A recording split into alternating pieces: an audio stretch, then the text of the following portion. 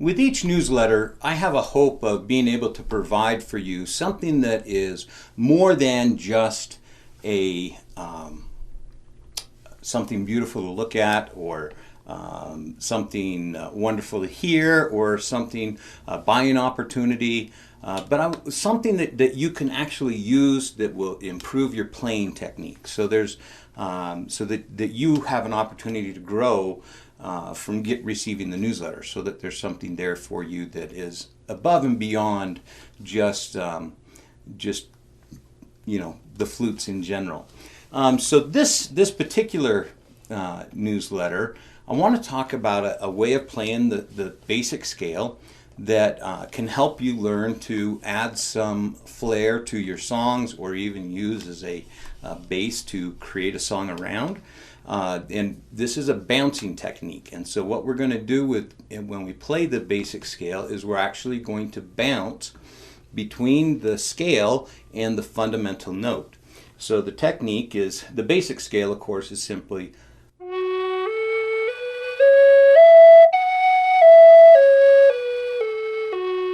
and as you've played the basic scale, you should have played like that. You should have played very fast. You should have played medium.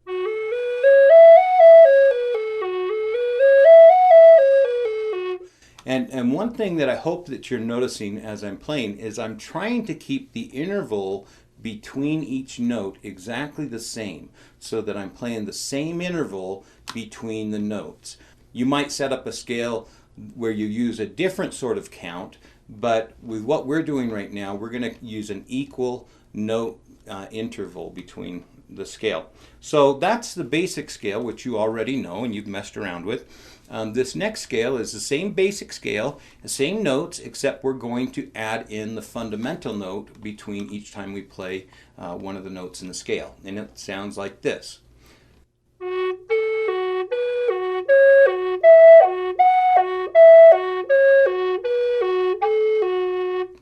It's just that simple. Now that's played kind of at a medium pace. You can play it really slow.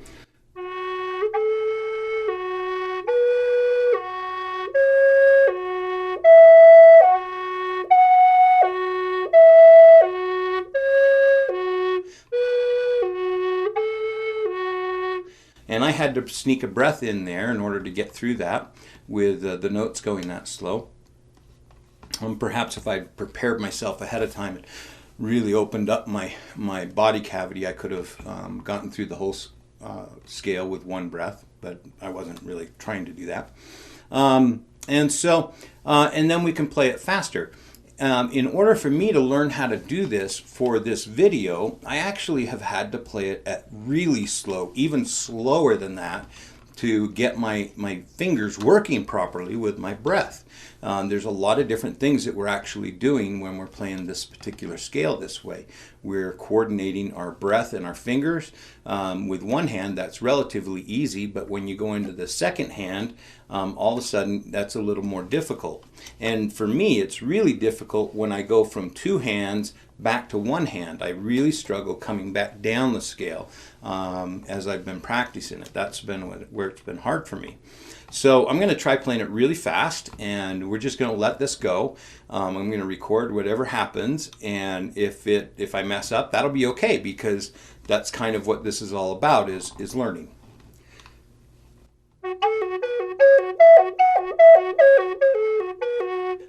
I messed up. Let's try it again.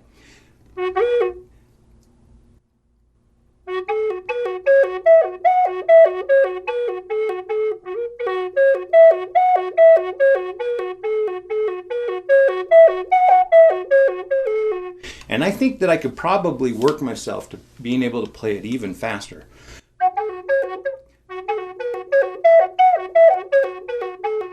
And work on that and play it fast and slow and all different sorts of speeds.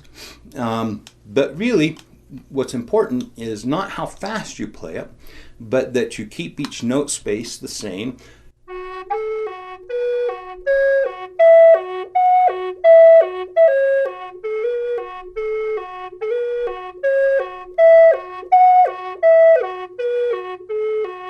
And I had a few mess ups in there, and I'm going to go ahead and leave those in because I want you to know that this isn't necessarily easy. This isn't necessarily an easy thing to do. It's kind of hard for me. I'm going to need to practice this for a week or so. I've been practicing it off and on for about 3 days now, and but I'm going to need to practice for a good solid week before I'm really solid and stable on this.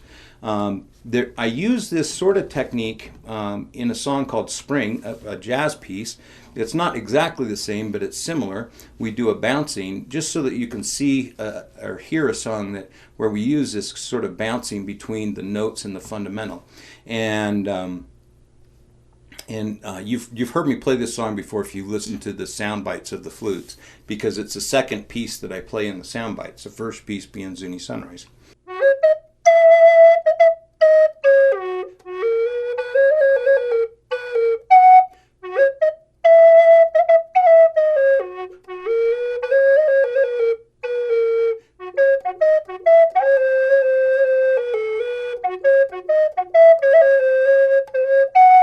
So the place that I used it was.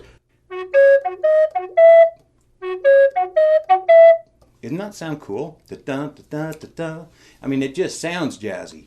And so practicing playing this bouncing technique can be great. You can practice it in different scales. You could go to the major scale and practice doing it. You could practice in one of the Arabic scales. Pretty much any scale you want to play, you can practice doing this bouncing technique, and it will give you something that you can add to the music that you're playing. So I hope that's useful to you. I hope you find yourself playing your flutes a lot more and making some beautiful music. I really appreciate you using our flutes to make music. We hope that they're serving you well. I'm Brent Haynes, 801-822-1415, BRENT, at woodsounds.com if you have any questions. Thanks so much.